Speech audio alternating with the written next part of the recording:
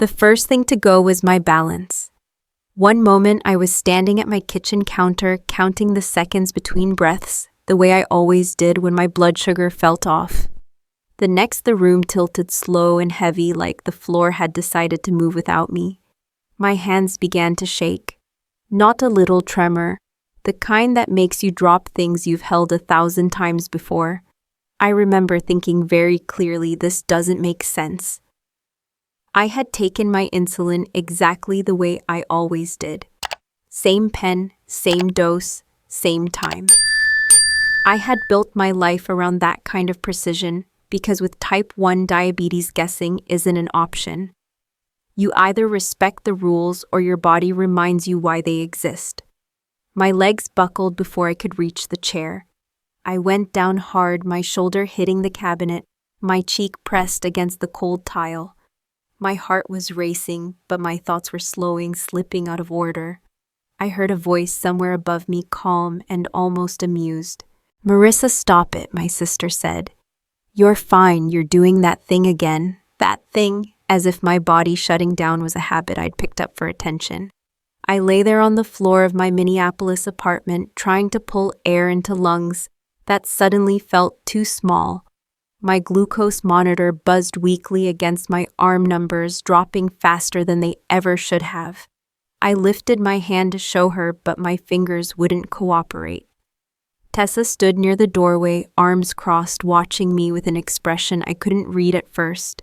Not panic, not concern. If anything, she looked settled, like this was unfolding exactly the way she expected. "You didn't take your insulin right," she said. "You never listen, and now you want to blame me." I tried to speak. My tongue felt thick, unresponsive. The room dimmed at the edges. Somehow muscle memory took over. I crawled inch by inch toward my phone. I don't remember dialing. I only remember the sound of my own breathing echoing too loudly in my ear, and Tessa's voice drifting in and out, telling me to calm down, telling me I was being dramatic. When the paramedics arrived, everything moved faster than my thoughts could follow. Hands questioned straps. Someone said my name and told me to stay with them. As they lifted me onto the stretcher, I caught one last glimpse of my sister. She was smiling. Not a wide smile, not a cruel one. Just a small, contained curve of the lips, like she was relieved something annoying had finally proven her point. At the hospital, the doctors stabilized me. They said I was lucky, that another few minutes without effective insulin could have gone very differently. I nodded and thanked them the way people do when they're still too shaken to argue with reality. But later, alone in the narrow bed with the machines humming softly around me, one thought kept returning, steady and impossible to ignore. Insulin doesn't just stop working, not like that. And whatever had happened to my body on that kitchen floor hadn't been an accident. I spent the night listening to machines breathe for me. By the time morning light filtered through the narrow hospital window, my body had stabilized enough for the doctors to stop hovering. My blood sugar was back in range.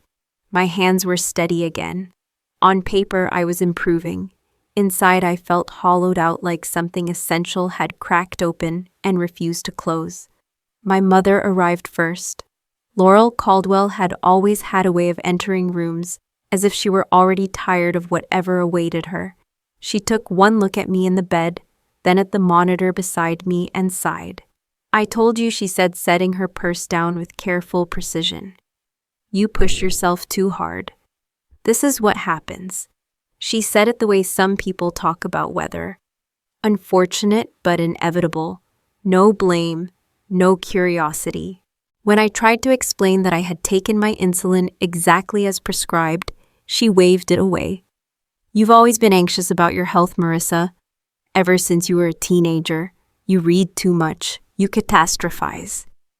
Tessa arrived a few minutes later, coffee in hand, relaxed like this was an inconvenience she had already mentally moved past. She leaned against the wall, scrolling on her phone, while my mother spoke for both of them. "She scared us," Tessa said without looking up. "She does that sometimes." Sometimes. That word landed heavier than anything else. I had lived with type 1 diabetes since I was 12. I had learned early how much discipline it took to stay alive without making a spectacle of it. I learned to count quietly, to excuse myself politely, to swallow fear so other people wouldn't feel uncomfortable. Somewhere along the way, my silence had been mistaken for exaggeration. The nurse assigned to my discharge came in later that morning. She was in her 40s, efficient but kind, the kind of professional who had seen enough not to dramatize things that mattered. She asked me about my insulin routine, where I kept my supplies, whether anyone else had access. When I said my sister had been staying with me the night before, the nurse paused for just a moment, not long enough to alarm me, just long enough to register. Any interruption in insulin, she said carefully, especially for someone as consistent as you can be, extremely dangerous. It's not something we brush off. My mother laughed lightly. She gets worked up, that's all. The nurse didn't argue. She just nodded and made a note in my chart. That small, quiet gesture stayed with me. Later, after my family left to give me rest, I stared at the ceiling and thought about how familiar this all felt. Every milestone in my life had been filtered through the same lens. If I struggled, it was because I was fragile. If Tessa succeeded, it was because she was capable. Even the family business followed that pattern. North Star Home Medical had been my grandmother's pride. A small chain of medical supply stores across the Twin Cities. After she passed, the operational control went to my uncle and eventually to Tessa. I had inherited voting shares, but no one expected me to use them. I had built my career elsewhere in healthcare compliance, far from family entanglements. It was easier for everyone that way. By the time the doctor cleared me for discharge, I understood something I hadn't fully admitted before.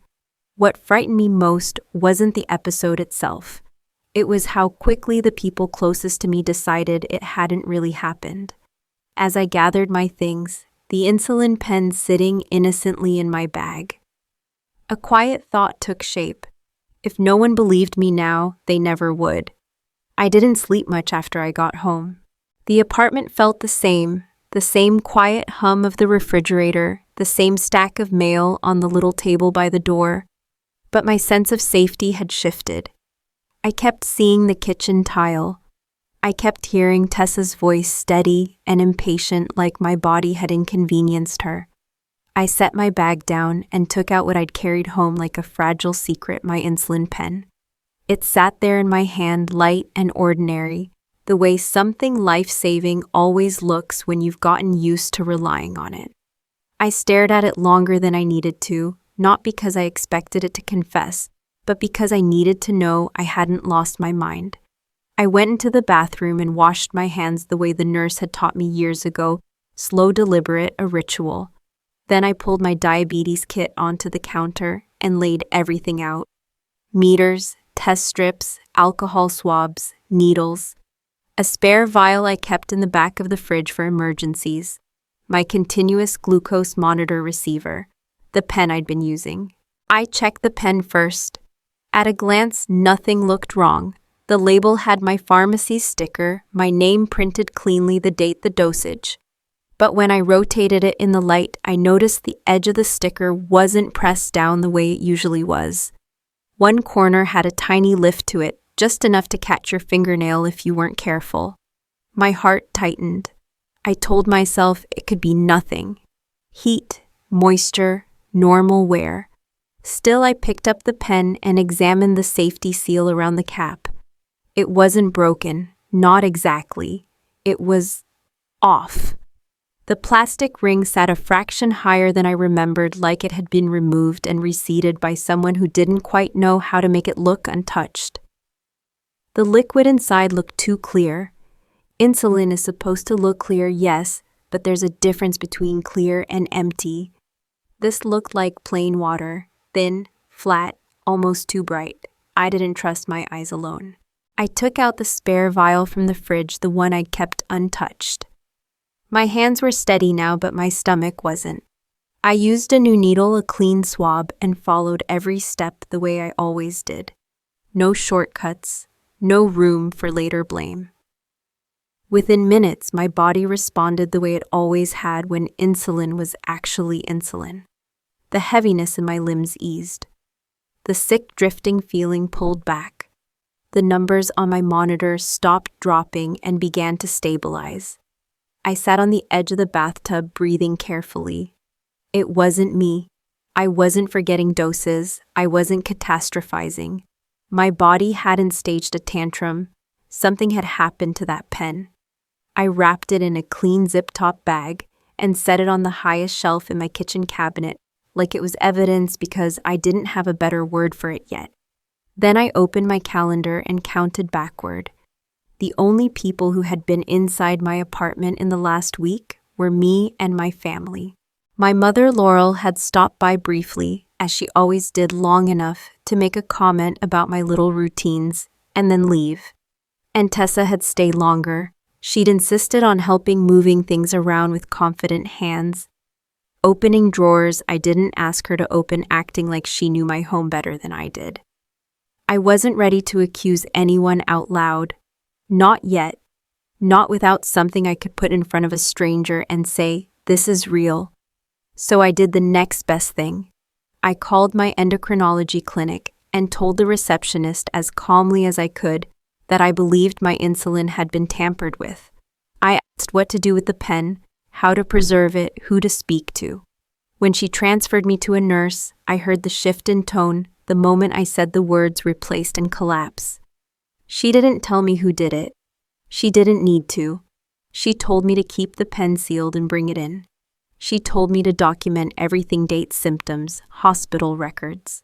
And she told me softly that if I felt unsafe, I should involve law enforcement. When I hung up, I looked at the cabinet where the bagged pen sat hidden behind cereal boxes. A first clue doesn't feel like a victory. It feels like the moment you realize you've been living among people who could hurt you and still call you dramatic for bleeding. I went to the police station on a Monday morning, the kind of gray Minneapolis morning that makes everything feel heavier than it should. The building itself looked ordinary enough. Brick glass people coming and going with coffee cups in hand, but walking through the doors felt like stepping into a place where my life would no longer belong entirely to me. I carried a folder pressed flat against my chest. Inside were copies of my hospital discharge papers, printouts from my glucose monitor, and a single sealed bag I hadn't opened since the night before. The insulin pen rested inside it, light as nothing, heavy as truth. At the front desk, a uniformed officer asked how he could help me. I told him I needed to file a report. He raised his eyebrows slightly, the way people do when they're bracing for something inconvenient, and asked what kind. "Medication tampering," I said. That earned me a longer look. He led me to a small interview room with a metal table and 2 chairs bolted to the floor. After a few minutes, a detective came in, middle-aged, tired eyes, polite but clearly measured. He introduced himself, sat down, and asked me to start from the beginning. I told him about my diabetes, about the collapse in my kitchen, about the hospital. I slid the glucose logs across the table, pointing out the timestamps where my levels dropped despite having taken insulin.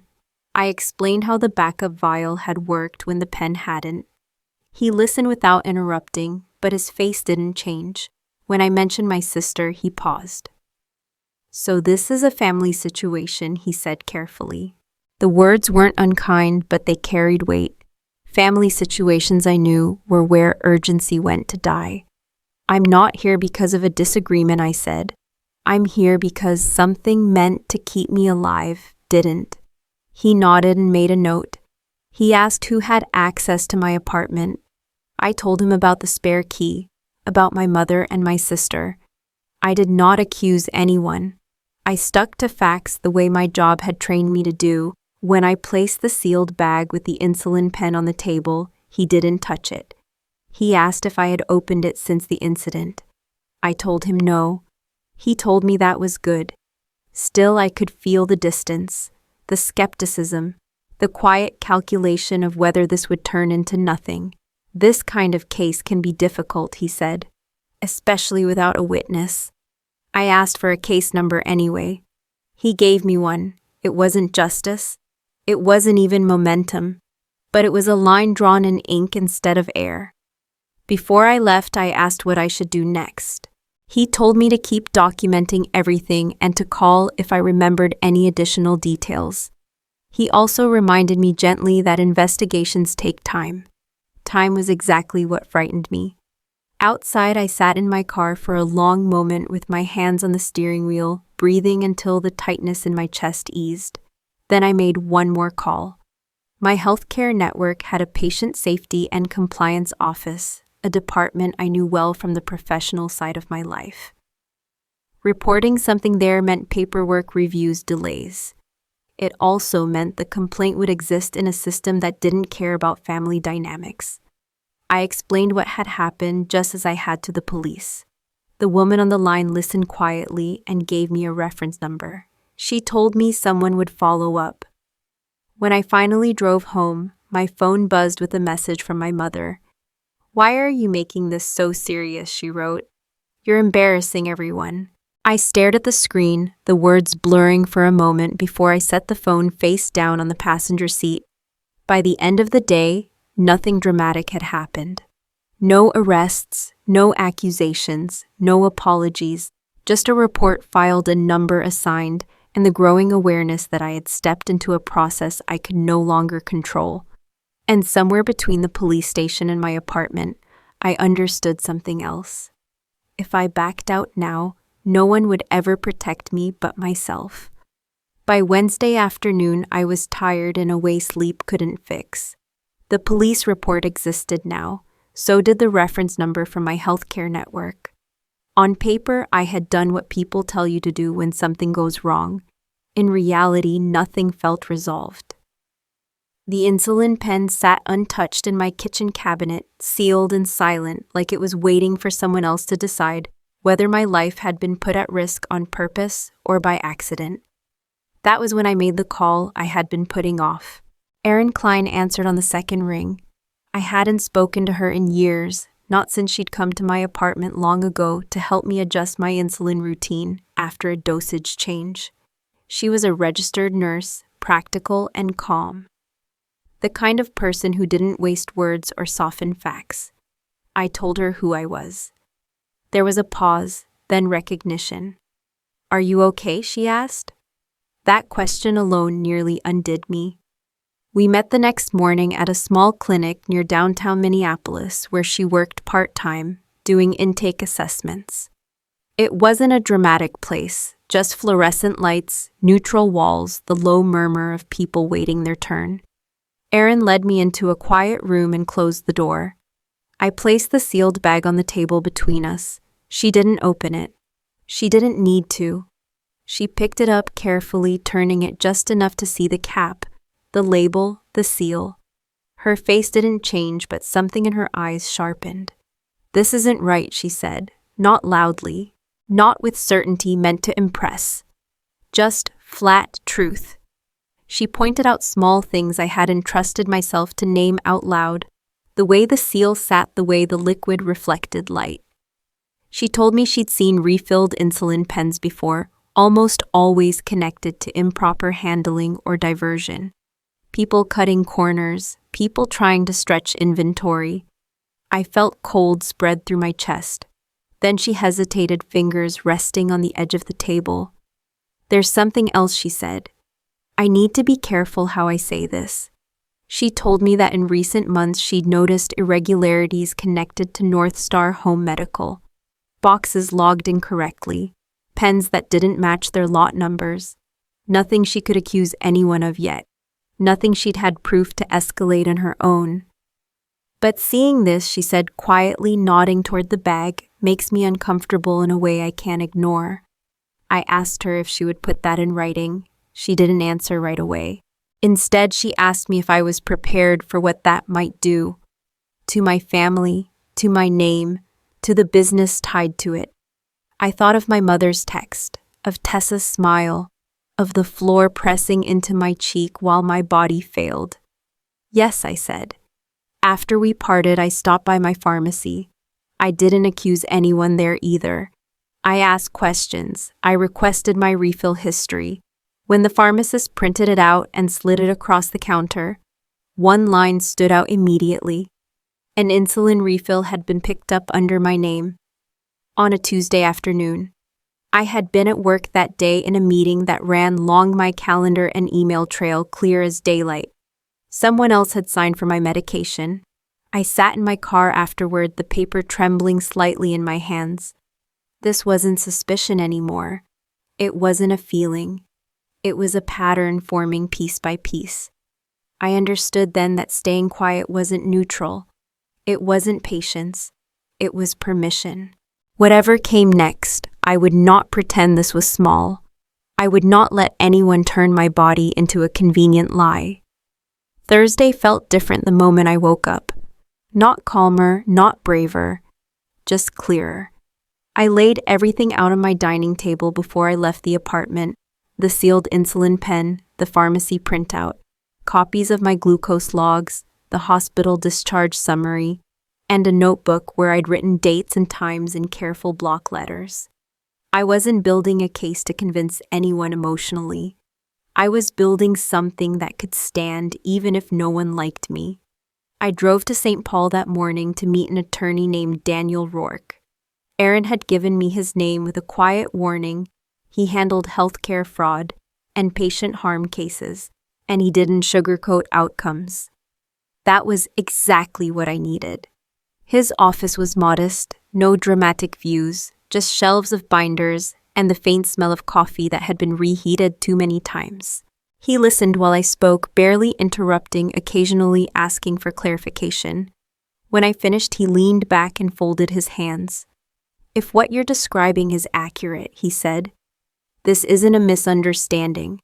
It's reckless endangerment. And potentially more." He didn't tell me what to do. Instead, he told me what would happen if I did nothing. The report would stall. The paper trail would thin. And if this had happened once, it could happen again to me or to someone else who wouldn't catch it in time. I felt something settle in my chest then. Not anger, not fear, resolve. From his office, I made 2 calls. The first was to the detective handling my police report. I told him I had additional documentation and a third-party medical professional willing to speak. His tone shifted, not dramatically, but enough for me to hear the gears turning. The second call was to my healthcare network's compliance hotline. This time, I wasn't just a patient reporting harm. I was a compliance analyst speaking their language. Vendor access, chain of custody, risk exposure. The woman on the line took careful notes and gave me a follow-up appointment. By the time I got home, my phone was buzzing.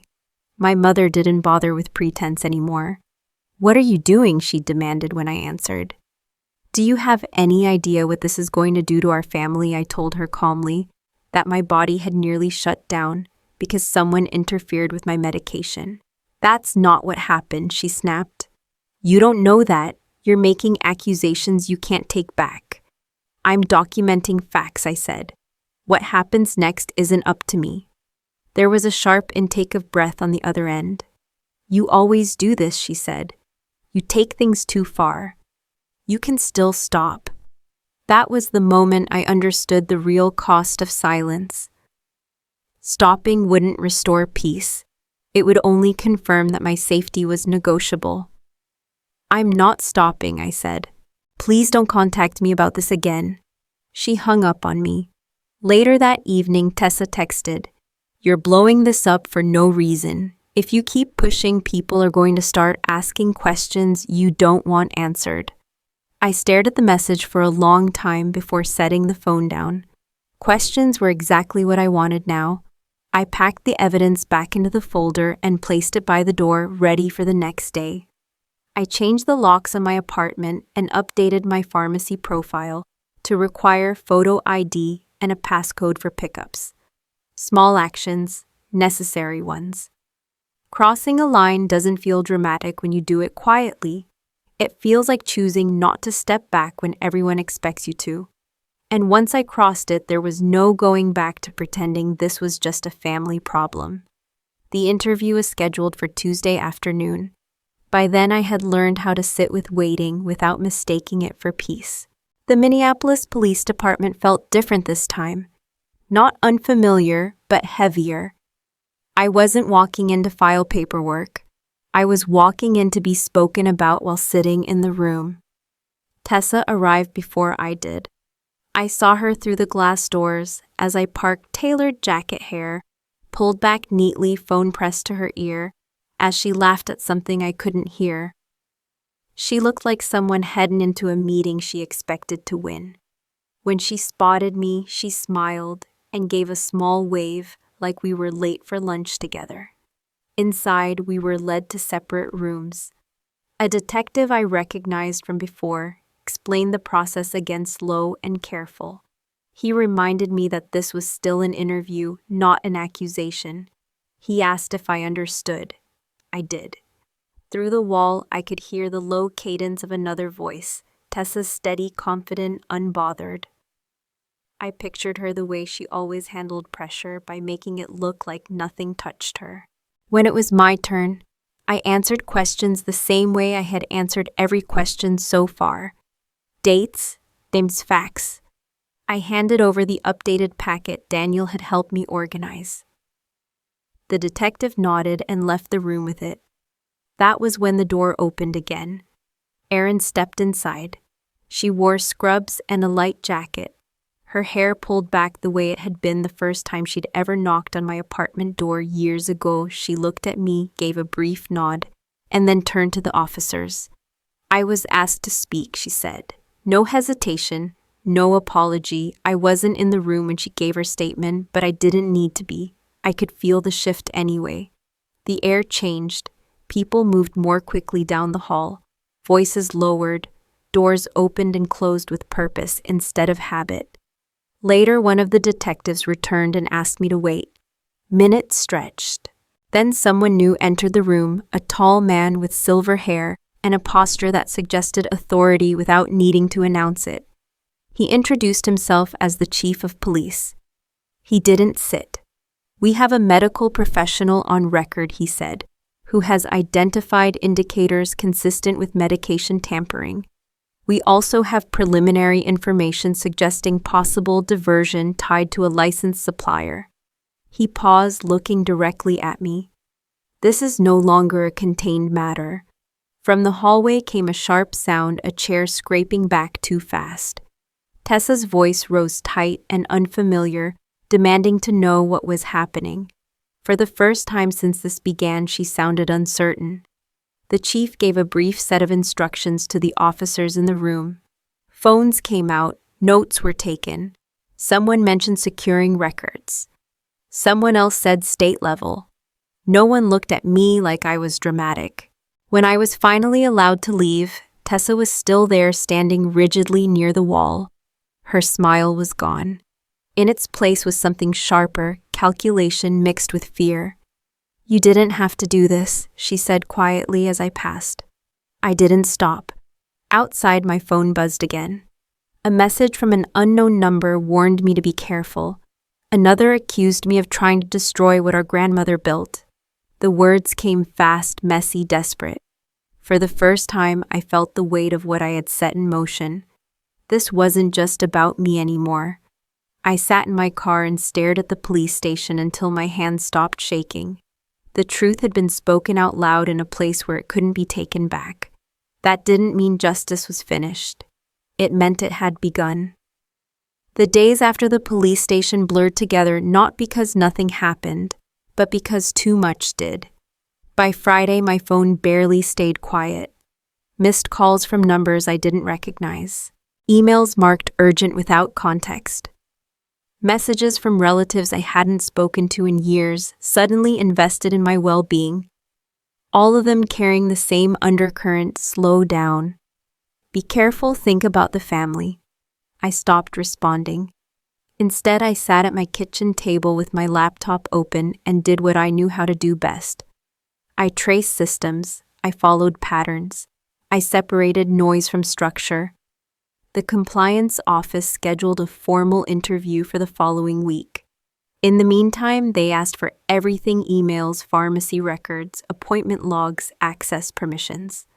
I sent it all organized and time-stamped. Not arguments. Documentation, Daniel called that afternoon. They're circling, he said, which means someone's scared. He explained that once a case like this crossed from local police into regulatory review control shifted, businesses got nervous. People started protecting themselves instead of each other. That shift showed up quickly. North Star Home Medical sent out a vague internal notice about temporary operational reviews. Store managers were instructed not to speak to press or investigators without counsel. Vendor accounts were quietly flagged. None of it made the news yet, but it didn't have to. Inside the system, the alarm was already ringing. Tessa didn't wait long to reach out again. She showed up at my apartment building late Sunday afternoon, standing in the lobby like she belonged there. I didn't let her upstairs. We spoke through the glass, the security desk between us. "You're taking this too far," she said, her voice low and controlled. "They're looking at everything now. Do you know what that means?" "It means they're doing their jobs," I said. Her jaw tightened. "This doesn't end the way you think it does," she said. "You're not built for this." For the first time, I saw something slip. Not guilt, not remorse, fear. The fear of someone who had always relied on the system bending quietly in her favor. After she left, I reviewed my notes again and noticed something I hadn't focused on before. The refill picked up under my name wasn't just irregular. It coincided with a bulk order North Star had placed the same week. Same distributor, same delivery window. Individually, each detail was small. Together, they formed a clean line. I forwarded the observation to Aaron and to the compliance team, framing it as a question, not an accusation. Could these timelines overlap by coincidence? Aaron called me an hour later. "No," she said simply. That was the moment chaos turned into direction. I wasn't chasing my sister anymore. I wasn't trying to convince my mother.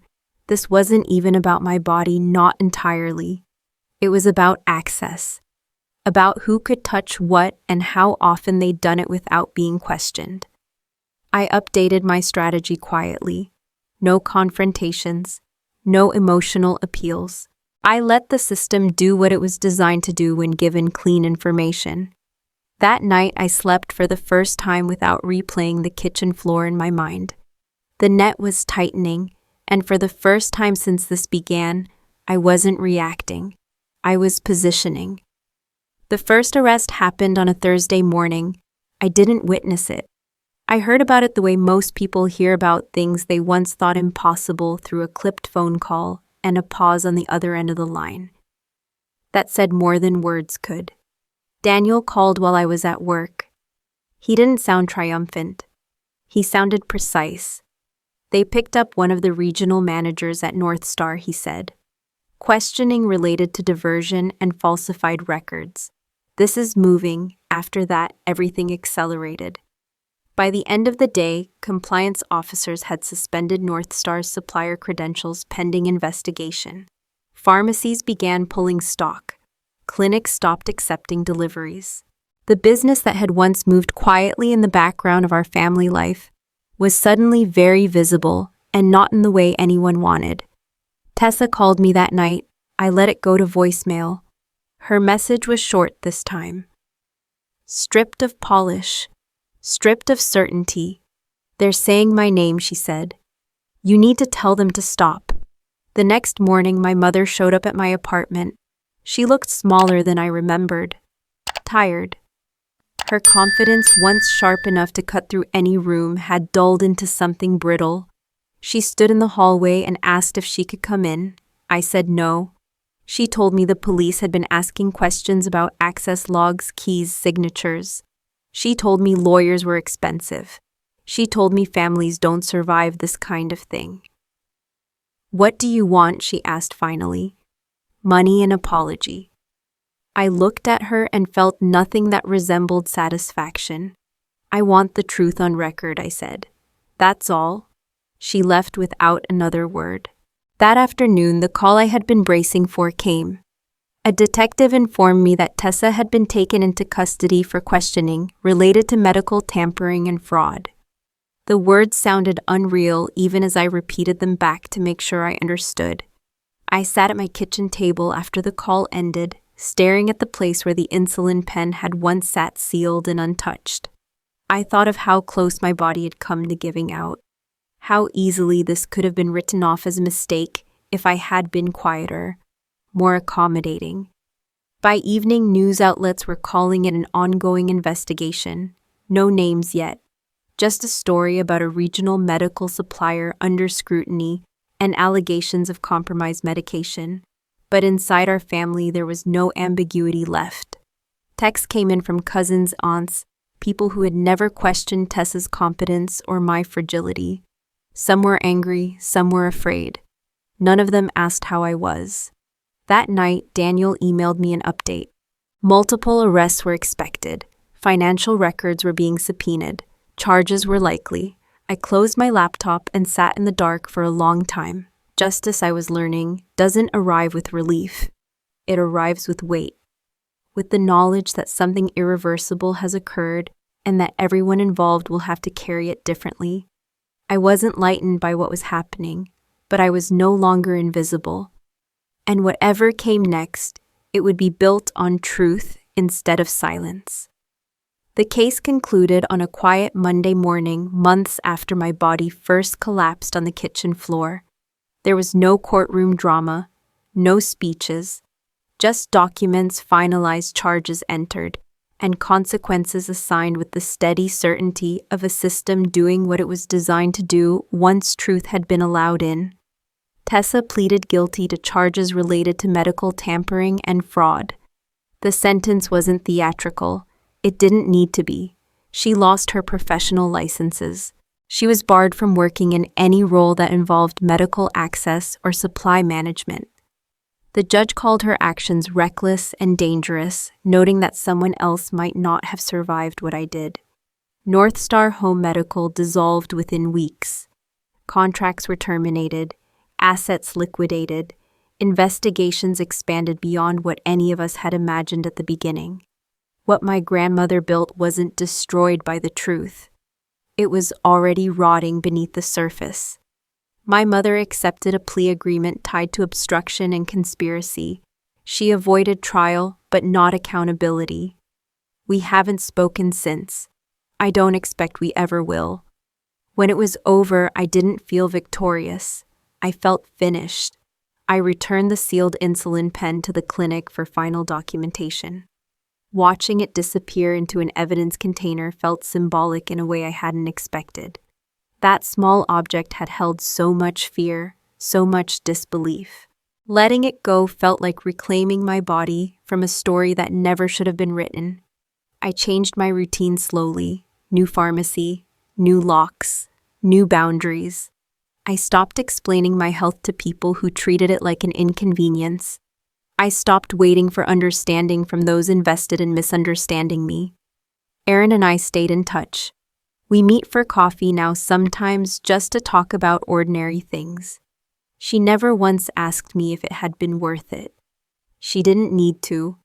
What surprised me most was how quiet life became once the noise stopped.